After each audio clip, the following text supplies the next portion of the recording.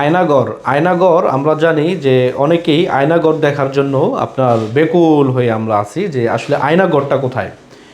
সেই আয়নাগর বানাইতে আপনার এত সময় লাগতেছে কেন, বা আয়নাগর কি আদৌ কি বাংলাদেশে আছে কিনা, এটি আসলে একটি কল্পনার জগতে মানুষ রয়ে গিয়েছিল। আসলে আয়নাগর কোথায়, আয়নাগর কোথায়, কিন্তু এখনো পর্যন্ত আয়নাগর কিন্তু কেউ দেখতে পারেনি। তার মানে আয়নাগর তৈরি করতে কি 5-6 মাস সময় লেগে গেল, এরকমটা কি হলো?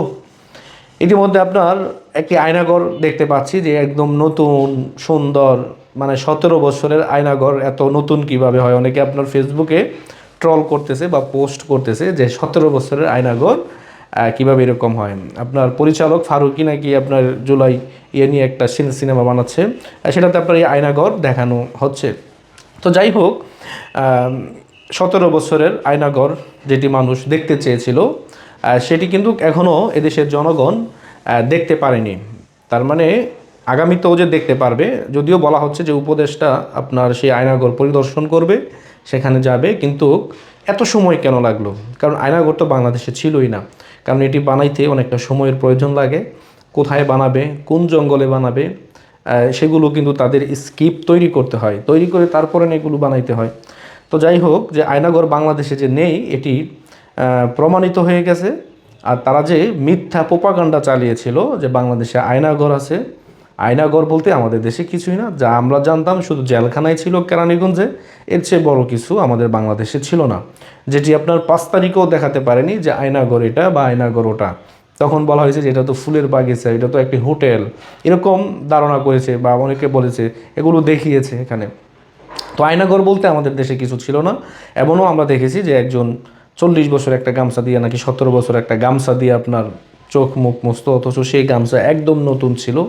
তো এদেশের মানুষ দিন শেষে এই প্রোপাগান্ডা খায় না। এটি শেখ হাসিনার ডিজিটাল বাংলাদেশ। শেখ হাসিনা বলছিল না যে একটি ডিজিটাল বাংলাদেশ আপনাদেরকে উপহার দিব। 2041 সাল পর্যন্ত উনি যেই পদক্ষেপ নিয়েছিল, যেমন সৌদি বাদশাহ ভিশন 30 বাস্তবায়নের জন্য যেমন পদক্ষেপ নিয়েছিল, শেখ হাসিনাও কিন্তু 2041 সাল পর্যন্ত আপনার তাদের টার্গেট বাস্তবায়ন করার জন্য বা উন্নত বিশ্বে বাংলাদেশকে পরিণত করার জন্য, উন্নত দেশ হিসেবে একটি টার্গেট নিয়েছিল। কিন্তু এর আগেই কিন্তু উনি আপনার হোঁচট খেয়ে গেছে। তো যাই হোক, তো উনি তো ওনার যে অবদান তো অস্বীকার করার মতন ক্ষমতা নাই। আজকে যদি এই ডিভাইসগুলি না থাকতো তাহলে মানুষ তো আগে বিশ্বাস করে নিত। যদি আগে পত্রিকা থাকতো যে বাংলাদেশে আয়নাঘর ছিল, এটা যদি আগে বলতো, তাইলে তো মানুষ ঠিকই বিশ্বাস যেত যে বাংলাদেশে আয়নাঘর আছে।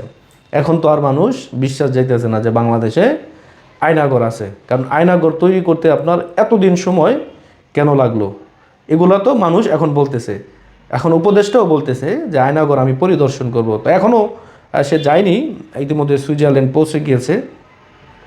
তো এগুলো হচ্ছে জনগণকে বুকাসবাজি দেওয়া বা জনগণকে বিভ্রান্ত করা বা দেশের বিরুদ্ধে অপপ্রচার চালানো, মানুষদেরকে বোঝানো শেখ হাসিনা এতই জালিম ছিল যে মানুষদেরকে আয়নাঘরে নিয়ে রাখছে। সেই আয়নাঘরটা আর এই দেশের জনগণ দেখতে পেল না। এই জন্য বলবো যে সবাই সতর্ক থাকবেন। এই দেশ নিয়ে ষড়যন্ত্র হচ্ছে এবং কি সামনে আরও হবে। এবং কি 71-এ যারা এদেশকে নিয়ে ষড়যন্ত্র করেছিল, তারাই মূলত এই ষড়যন্ত্রের অংশ হিসেবে কাজ করতেছে এখনও। আর বিশেষ করে যারা এদেশের স্বাধীনতার পক্ষে রয়েছে, তাদেরকে সজাগ থাকতে হবে এবং কি স্বাধীনতা রক্ষার জন্য সবাইকে ঐক্যবদ্ধ হতে হবে, যাতে করে আমাদের মানচিত্রকে কেউ খামচে ধরতে না পারে, আমাদের পতাকাকে যেন কেউ খামচে ধরতে না পারে, এবং কি আমাদের স্বাধীনতাকে নিয়ে যেন যারা কেউ আপনার অপপ্রচার না চালাতে পারে, এবং কি আমাদের স্বাধীনতাকে যেন কেউ ক্ষুণ্ণ করতে না পারে, সেই বিষয়ে আমাদের সবাইকে ঐক্যবদ্ধ থাকতে হবে। আমরা দেশপ্রেমিক, আমরা যারা আছি, আমরা যারা এদেশের নাগরিক। এই জন্য আমি আপনাদের প্রতি উদারত আহ্বান জানাবো যে এই গুজবে আপনারা কেউ আর কান দিবেন না। কারণ ইতিমধ্যে দেখেই ফেলেছেন যে বাংলাদেশে আয়নাঘর বলতে কিছু না, এবং কি আগস্টের যে কোনো আন্দোলন যে আমরা বলতাম যে কোটা আন্দোলন, এগুলো কিছু না, সবই এখন আগের মতোই রয়ে গেছে। শুধু আপনার তাদের প্ল্যানগুলো বাস্তবায়ন করে তারা কিছু অর্থ ইনকাম করতে পারছে, এটাই চূড়ান্ত কোটা তাদের জন্য। এর চেয়ে বাংলাদেশে আর বড় কিছুই হয়নি, বা দেশের মানুষের ভাগ্যের পরিবর্তন হয়নি, কিছুই দেশে হয়নি। শুধু মানুষ এখন হাহাকার করে কান্না করে যে আগেই ভালো ছিলাম। এই কথা বলার কারণ কি? আপনারা ভালো রাখতে পারেননি দেখেই মানুষ এখন বলে যে আগেই ভালো ছিলাম। এটাই ছিল সত্য কথা।